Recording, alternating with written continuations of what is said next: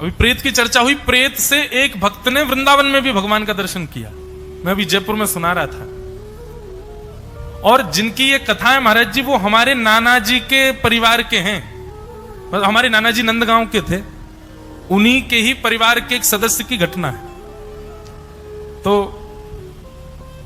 एक बाबा रहते थे नंदगांव में, और वो बाबा नित्य मधुकरी पाते थे। मधुकरी मतलब ब्रजवासियों के यहां से मांग के लाते थे मधुकरी प्रसाद, और उसको बैठ करके जीमते थे। और जो मधुकरी प्रसाद बच जाता था ना, वो वहीं एक ग्राम सन्न आता था उनकी कुटिया के पास, उसको खिला देते थे, उसको बांट देते, चीटियों में डाल देते, ऐसा ऐसा करते थे। एक बार उन बाबा को कहीं किसी अन्य स्थान पर 1-2 दिन के लिए जाना हुआ। अब 2 दिन के लिए बाबा चले गए। 2 दिन बाद तीसरे दिन जब लौट करके आए, तो तीसरे दिन रोने की उनको आवाजें आने लगी, कोई रो रहा है। तो बाबा ने कुटिया से निकल करके पूछा, अरे भाई कौन रो रहा है, कहां से आवाज आ रही है? तभी एक ज्योति जैसी प्रकट हुई और वो कहने लगी, बोले बाबा प्रणाम, मैं नंदगाम कोई एक व्यक्ति हूं, मेरे द्वारा एक अपराध बन गयो, और देखो ब्रज की कितनी कृपा है, यहां इतने बड़े अपराध करने पर भी प्रेत तो बनो, लेकिन प्रेत भी ब्रजमंडल को ही बनो, ब्रज को ही प्रेत बनो बाबा। तो मैं प्रेत बन गया हूं, मैं आपको आज धन्यवाद कहवे आया हूं। काहे को? बोले क्योंकि आपने, मैं जब ग्राम सन्न के रूप में आपके यहां आता, तो आप रोज मधुकरी, एक तो ब्रजवासीन के घर की मधुकरी और वाकु आप उच्छिष्ट कर देते, तो ब्रजवासीन के घर की बनी आपके उच्छिष्ट याकू मैं जब एक ग्राम सन्न के रूप में पायो करता, वही से मेरे पाप नष्ट रहते चले गए और अब मैं मुक्त है गया हूं। बाबा आपकी झूठन खावे से, ब्रजवासीन के घर की मधुकरी पावे से मैं मुक्त तो 2 दिन पहले है गो, पर 2 दिन से प्रतीक्षा कर रहा हूं, आप आए नहीं। आप आ गए हो तो बाबा मैं अब मुक्त है रहे हूं, आपको धन्यवाद कहवे आया हूं। बाबा बोले, ओ प्रेत रुक, यहीं पर रुक जा, रुक जा, रुक जा, अभी इतनी जल्दी मुक्त है कि कहां जा रहा हो, यहीं रुक। बोले भैया तू एरो गैरो भूत नहीं है, तू तो ब्रज को भूत है, और ब्रजवासी है निश्चित ही पूर्व जन्म को। तेने इतने दिना तक मेरी झूठन प्रसाद पाई, तेरे पाप मैंने मुक्त कर दिए, तू मेरा एक काम ना करेगो? तो प्रेत बोला, बोले आज्ञा करो बाबा, क्या करूं? बोले ये बता दे, नंद नंदन कहां मिलेंगे, श्री कृष्ण कहां मिलेंगे? आहा, प्रेत से कहने लगे, श्री कृष्ण कहां मिलेंगे बताओ। मुझे लगता है बंधुओं, इन सब कथाओं को कहते हुए हम अगर प्रेत की चर्चा सुन के भी भयभीत हो रहे हैं ना, तो समझो अभी भक्ति कम है हमारे भीतर। प्रेत में भी गुण देखे, वो वैष्णव का स्वरूप होता है, हम कहां हैं अभी वैष्णव। वो प्रेत से कह रहे हैं कि अरे प्रेत तू देख मुक्त है गया मेरी झूठन खा के, तो मैंने मुक्त कर दिया, अब तू मेरो काम कर। बोले कहा, मुझे बता दे नंद नंदन कहां मिलेंगे? बाबा चरणों में गिर गए, बोले मैं तेरे हाथ जोड़ू, मैं तेरे नाम ते मैं रोज नाम जप करूंगा, तू मुक्त है जाए, तेरा पूरा परिवार मुक्त है जाए, कोई प्रेत बाधा में नहीं रहेगो, लेकिन बस एक बार मुझको ये बता दे, तू भैया प्रेत है तो जरूर पता होगी ठाकुर जी कहां, मुझको ये बता दे वो नंद नंदन कहां मिलेंगे। प्रेत आनंद में भर गया, बोले बाबा बताऊं कहां है? बोले बताओ। बोले रोज एक गैया चराने वाला जाता है यहां से, उसकी असंख्य गायें जाती हैं बाबा, वो उन गैयान में 2-4 गैया जो है ना, वो नंद भवन की गौशाला, जो नंद बाबा के समय पे 5000 वर्ष पहले जो गौशाला, नंद बाबा की गौशाला ही ना, आज भी बंधुओं यशोदा मैया, नंद बाबा, ठाकुर जी की जो गैयाएं थी, उनकी पीढ़ियों की गैया आज भी हैं हमारे ब्रज में। आज भी नाथ द्वार श्रीनाथ जी की उसमें गौशाला में तो आज भी 1-2 गैया हैं, ठाकुर जी के समय की गैयाओं के वंश, मतलब 5000 वर्ष बीत गए, उनका वंश अभी भी चल रहा है। और ये बीच में विलुप्त हुआ था, तो इसको स्वयं ठाकुर जी ने आकर के बताया। जब श्रीनाथ जी प्रकट हुए गिरिराज जी में, तो सद्दू पाणे नाम का वहां पे ब्रजवासी रहता था। उस सद्दू पाणे की गैया रोज गिरिराज जी पर जाती और गिरिराज जी पर जाके अनायासी अपने थनों से दूध बहा देती। जब सद्दू पाणी ने देखा गैया का दूध कहां निकल जाता, कौन चोरी करता, पीछे जाके देखा तो वो दूध एक पर्वत खंड गिरिराज जी में एक गड्ढे में जाकर के गैया अपने आप छोड़ देती है। जब जाकर के देखा तो वहां पाए श्रीनाथ जी की भुजा दिखी, और कुछ दिन बाद जब पूरा विग्रह निकला तो पूरे श्रीनाथ जी वहां से बाहर आए। तो सद्दू पाणे को आज्ञा करते हुए भगवान कहते हैं, बोले मैं या गैया को दूध या मारे पीऊं, क्योंकि जे गैया मेरी यशोदा मैया और नंद बाबा की प्रिय गैया की ही वंश की है, ये तेरी गैया ना है जी, मेरी गैया है, आपको दूध में हमारे पीऊं। तब फिर वंश का पता चला, ये भगवान के उस समय के वंश की गैयाओं की गैया है, उसी का वंश आज तक बचा हुआ है। तो आज भी कई गैया हमारे ब्रजमंडल की जो नस्ल है गायों की, वो ठाकुर जी के नंद भवन की गैयाओं की गैया हैं सब। तो प्रेत ने बताया, बोले कि बाबा एक ग्वारिया गैया चरा तो भयो जावे, और वाकी गैयान में एक गैया ठाकुर जी की गैयान के वंश की वंशधर है, उन्हीं की वंशज है। और वा को दूध पीवे के काजे शाम के समय वह गैयान के झुंड में नन्हे से बालक को रूप धारण करके ठाकुर जी रोज आमे, और गैया चलती रहे, ठाकुर जी नीचे लटक के वहां को दूध पी ले में, और पी के सोई भाग जाए माते। बाबा बस इतनी जानकारी मैं दे सकूं, वो बालक कोई और नहीं, वो नंद नंदन ही है जो गैया को दूध पीवे आप। ऐसा कहकर के प्रेत मुक्त हो गया, और बाबा जाकर के बैठ गए एक झाड़ी के नीचे, पीछे छुप करके बैठ गए। वो ग्वारिया का पूरा हुलिया बता दिया था, ऐसा है, ऐसी गैया है, सब है। चलने लगे, चलते चलते चलते देखा, तभी बाबा ने अपनी नजर ऊपर करके देखी तो कमल नेत्र हैं।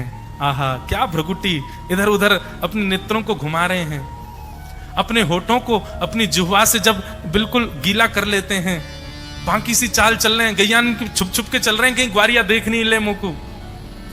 और जिस प्रकार एक बानर, कभी बंदर के बच्चे देखो हमारे वृंदावन में आके, वो ऐसे लटके रहते हैं नीचे मैया के गर्भ से, ऐसे ठाकुर जी अपने दोनों भुजा और पैरों से गैया के नीचे लटक गए, और वाके थनन को मुख में लेके वाको पान करने लगे।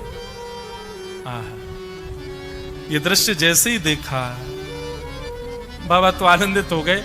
चाह तो रहे थे कि अभी झपट लूं, लेकिन सोचने पहले दूध पीने तो पेट भर ले, फिर पकड़ूंगा। और दूध पी करके भगवान ने अपना मुंह पहुंचा, और जैसे चौकड़ी मार के भागन लगे, सामने बाबा आकर के खड़े हो गए, और महाराज चरण पकड़ लिए, बोले अरे लाला मिल गयो मिल गयो मिल गयो, आज तो मेरो कन्हैया मिल गयो, अरे तू ही मेरो परब्रह्म है, तू ही मेरो सर्वस्व है, अरे बड़े दिनाते भजन कर रहे हो लाला, आज तो मिल गयो। अब ठाकुर जी रो में, अरे दारी के बाबा मेरो पाम छोड़, मेरी मैया इंतजार कर रही है, प्रतीक्षा कर रही है, बहुत मारेगी। अब आपको पता चल गई मैं इतने विलंबित गया हूं तो बहुत डांटेगी। बाबा बोले आज नहीं छोड़ूंगा, बड़ी मुश्किल से मिले, अब तो पकड़ ही लूंगा। ठाकुर जी ऐसी हरकत करने लगे कि बाबा को ऐसा लगे कोई सामान्य बालक है, जोर जोर से चिल्लाने लगे, अरे देखो ये बाबा मुंह को पकड़ के ले जा रहे है, मुंह को जाके शहर में बेके आवेगो, अरे या बाबा को मूड फोड़ दो, ऐसे ठाकुर जी चिल्लाने लगे। वहां कुछ लोग इकट्ठे भी होने लगे, सब कहने अरे बाबा जी कहां कर रहे हो, तेने ही छोरा का पकड़ लियो, जन कौन से ब्रजवासी को छोरा है। बोले अरे तुम ना जानो कोई ब्रजवासी को छोरा ना है, ये तो मेरा प्राण धन है, या को ना छोड़ूंगा, या को तो मैं ले जाऊंगा। इतने में ही ठाकुर जी जब समझ गए कि अब ये भाव इनका निर्मित हो चुका, अब ये पूर्ण रूपेण मेरे हो चुके, मुझे छोड़ेंगे नहीं, तुरंत ठाकुर जी ने उनके सिर पर वरद हस्त फेरा, और फेर करके उनको अपने मधुर स्वरूप का दर्शन करा करके उनको हृदयांगित करके, और बाबा को अपने संग ही गोलोक धाम को लेकर के चले गए। बोलो भक्तवत्सल भगवान की। बताओ, भगवत प्राप्ति किसी को गुरु कराते हैं, भगवत प्राप्ति किसी को धाम कराते हैं, मन में यदि ललक हो तो भगवत प्राप्ति प्रेत भी करा देते हैं। लेकिन इच्छा ऐसी चित्तवृत्ति बन जाए, किसी से और कोई अभिलाषा ही नहीं है, केवल हमको श्याम सुंदर चाहिए और कोई नहीं चाहिए। ये चित्तवृत्ति जब बन जाती है ना, तब आपके आगे दिखने वाली जड़ चेतन हर वस्तु से आप यही कहोगे, किसी भी एक सुंदर सद नियम का पालन करो। एक नियम जीवन में निश्चित होना चाहिए, और भगवत संबंधी नियम होना चाहिए, उस नियम का आप पालन करने लग जाओ। भीष्म पितामह कहते हैं महाभारत में अनुशासन पर्व में कि यदि कोई व्यक्ति सद नियम धारण करे और 12 वर्षों तक बेनागा उस नियम का पालन करे, तो 12 वर्षों में उसका वह नियम इतना सिद्ध हो जाएगा कि वह उस नियम के बल पर जो सिद्धि प्राप्त करना चाहे वो उसको प्राप्त कर लेगा।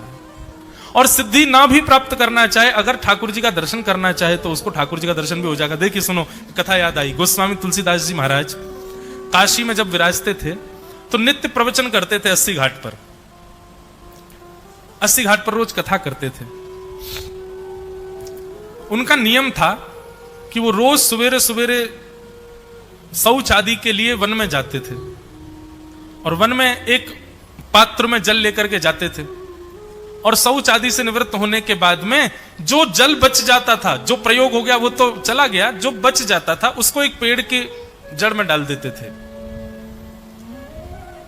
ऐसा करते करते करते करते 12 वर्ष तक बेनागा उनका ये नियम चला। ये सामान्य सा नियम था और कोई ऐसा कोई सदनियम भी नहीं था, बहुत सहज सरल और सामान्य सा एक नियम था। लेकिन ऐसा नहीं कि आप भी ऐसा करो। एक बात बता रहा हूं,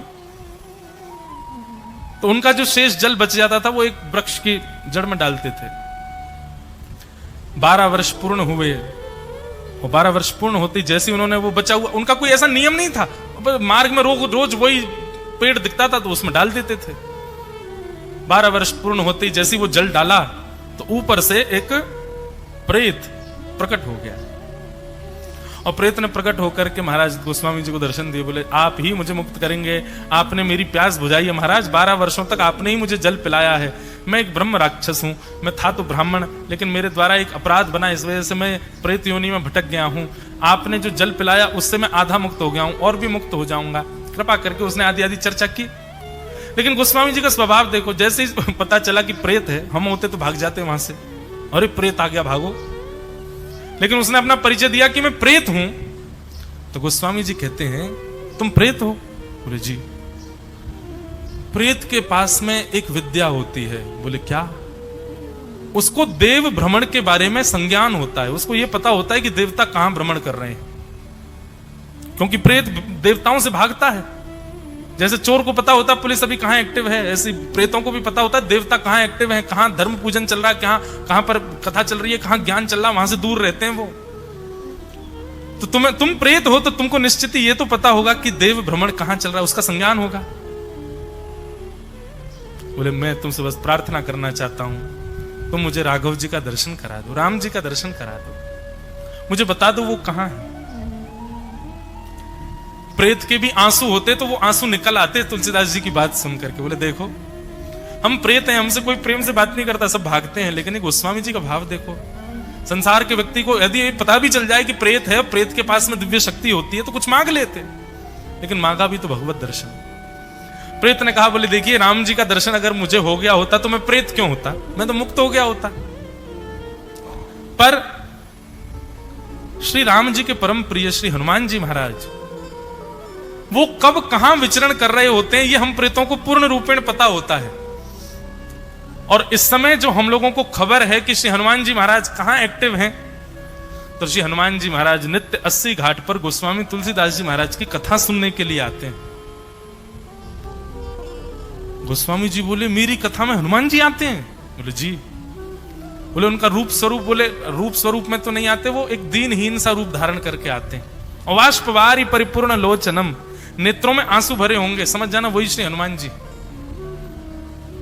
गोस्वामी जी बोले जय हो, धन्यवाद भैया, तेने बड़ी कृपा की। देखो ये बात, ये कथा मैंने क्यों सुनाई, 12 वर्ष तक एक सामान्य नियम का पालन किया गोस्वामी जी ने, तो उनको एक प्रेत ने प्रकट होकर के हनुमान जी का परिचय बता दिया। ये बात सत्य है कि यदि कोई व्यक्ति नियम से रहता है और उस नियम का नित्य पालन करता है तो वह नियम ही उसको सिद्धि प्रदान करता है। और सिद्धि के रूप में हमको कोई ऐसी सिद्धि नहीं चाहिए किसी का भविष्य बता दें या उस सिद्धि से हम कुछ भूल प्रकट, ये सब सिद्धियां नहीं है बंधु, ये चमत्कार हैं। सिद्धि का मतलब तो ये होता है पूर्व में ही संज्ञान हो जाना कि कोई घटना का क्रम तो नहीं, किसी को देख करके उसके प्रति सद्भाव या कुभाव का वाचन कर देना। सिद्धियों का मतलब भगवत प्रीति के लिए सदैव क्या क्या भाव करूं, ऐसी भावना चित्त में आना, ऐसी सिद्धि मिल देंगी। गोस्वामी जी को पता चल गया तो गोस्वामी जी कथा करने गए, कथा में बैठ के श्रोताओं को देखने लगे, तभी उन श्रोताओं में एक दीनहीन सा व्यक्ति पीछे कंबल ओढ़े बैठा, उसके आसपास भी कोई नहीं बैठा था। इतना दीनहीन दुर्गंध युक्त व्यक्ति के लोग दूर खड़े थे उससे। गोस्वामी समझ गए, बोले जय है हनुमान जी। और जी हनुमान जी महाराज कथा सुनाते सुनाते कथा विश्राम हुई, सब लोग प्रणाम करके जाने लगे। गोस्वामी जी व्यास मंच से उतर करके दौड़ करके गए और उस व्यक्ति के पैर पकड़ लिए। पैर पकड़ते ही वो तो अरे अरे अरे व्यास जी आप क्या कर रहे हो, लोग मुझसे छुपते भी नहीं, आप पैर क्यों पकड़ रहे हैं? बोले अब कब तक पागल बनाओगे भगवान, मैं जान गया हूं आप कौन हो, आपकी इतनी लीला इतने गुण गाता हूं, मुझे दर्शन नहीं दोगे, दक्षिणा चाहिए, मुझे दर्शन दीजिए। और श्री हनुमंत लाल जी अपने रूप में प्रकट हो गए और प्रकट होकर गोस्वामी जी को हृदय से लगा लिया। बोले बस एक ही अभिलाषा है, श्री राघवेंद्र सरकार का दर्शन करना है। वो कहां है? हनुमान जी महाराज ने परिचय दिया, बोले जाओ चित्रकूट में श्री राघव जी विराजमान है, वहां उनको दर्शन हुआ और इस प्रकार से गोस्वामी जी को भगवत साक्षात्कार हुआ।